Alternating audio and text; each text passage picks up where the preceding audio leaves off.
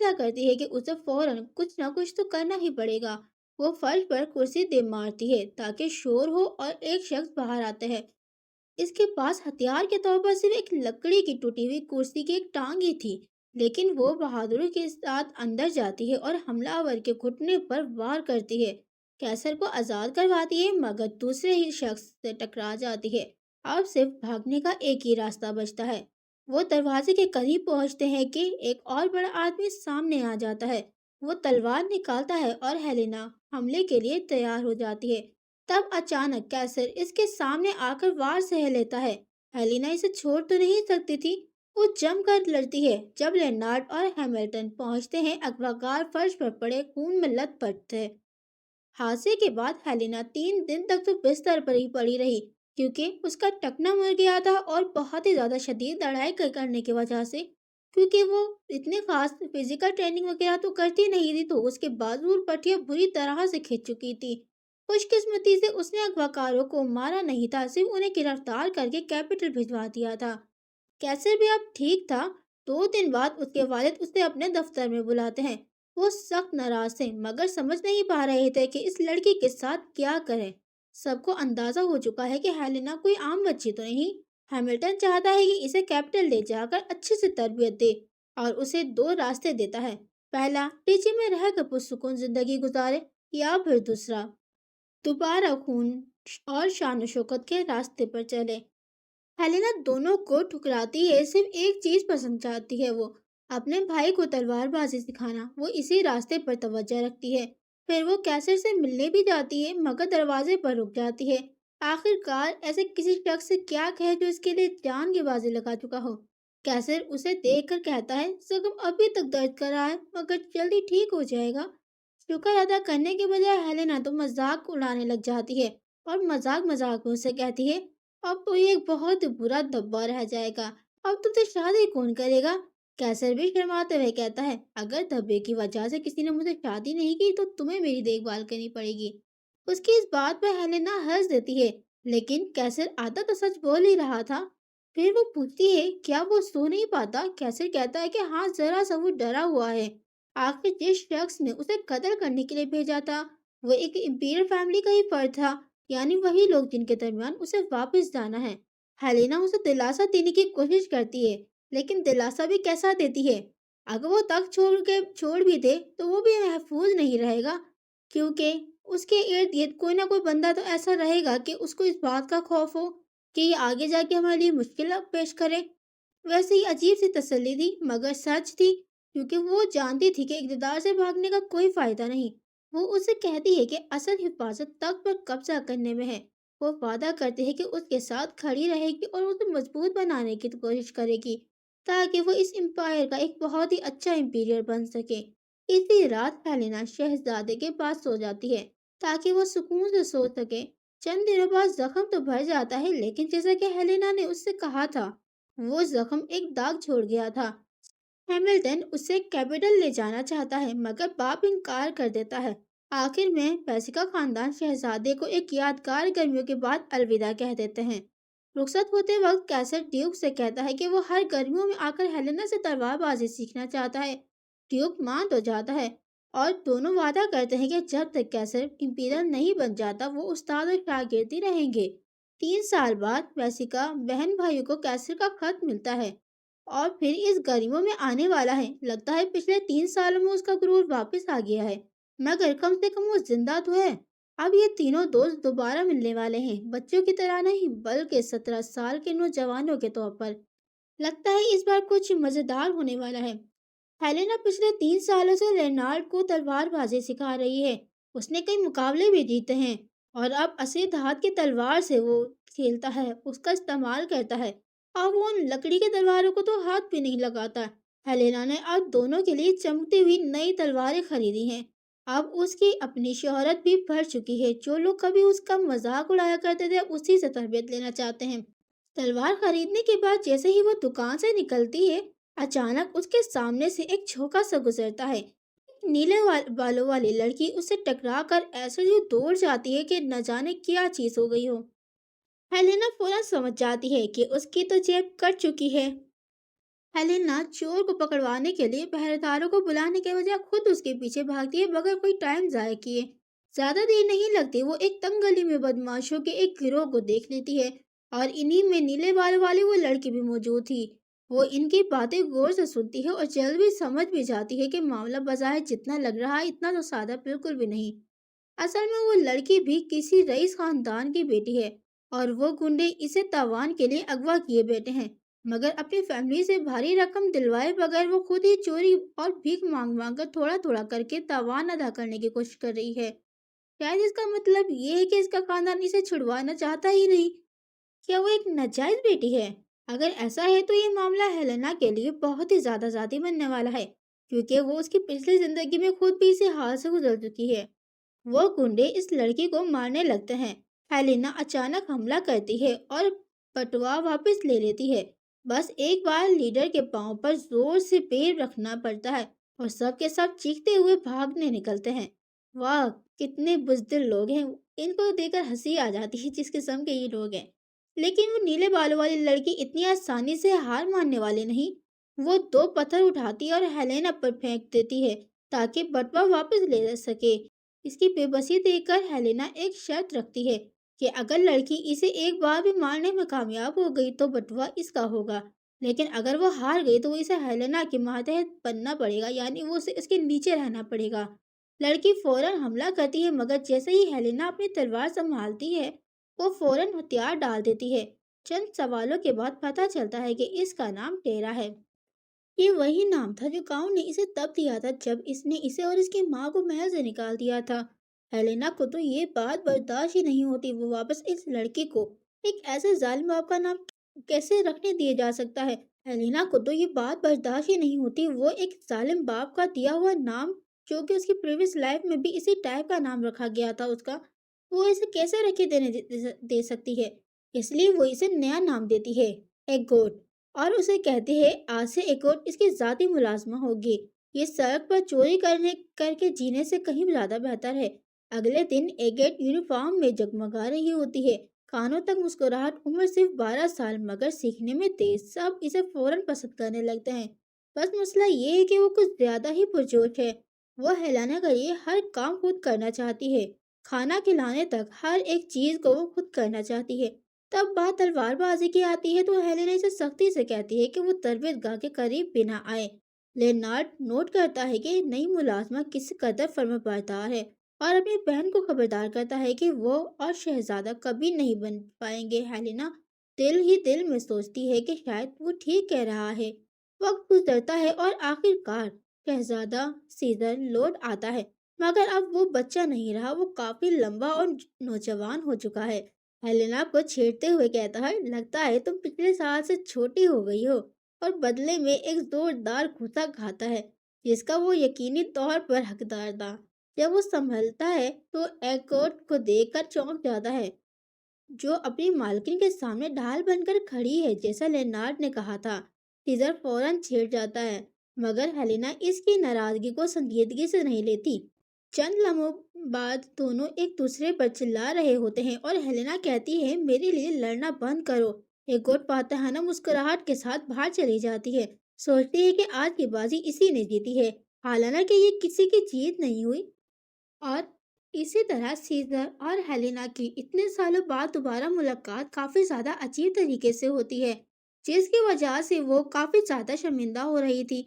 और उसके साथ कुछ इस तरह के वाकयात भी हो गए थे कि अब उसे उसके सामने आने से शर्माने लगी थी।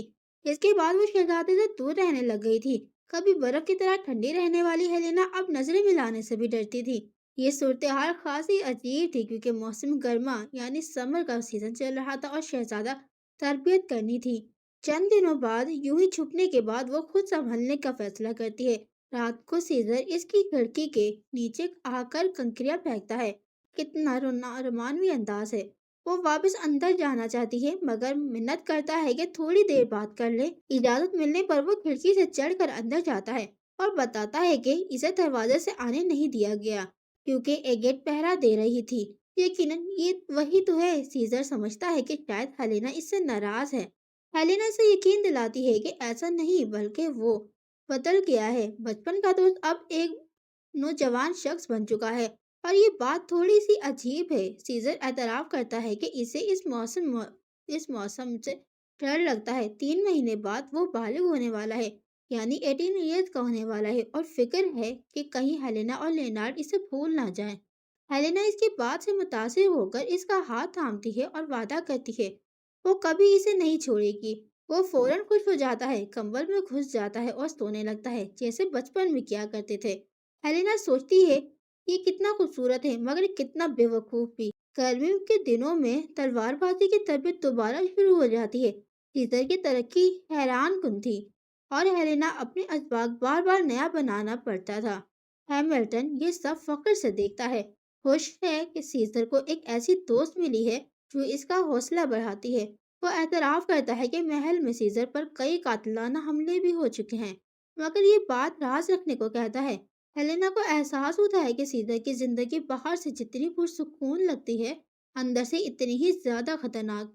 इसे एहसास होता है, मुतासिर होकर वो एक रात इसे एक खास सबक के लिए बुलाती है, बगैर किसी वार्निंग के इस पर हमला कर देती है। सीजर घबरा जाता है मगर पूरी कोशिश करता है कि चंद मिनटों बाद हेलेना इसे शेयर कर लेती है और कहती है मैं तब मुतमईन नहीं होंगी जब तक तुम मुझे मारने के काबिल न हो जाओ।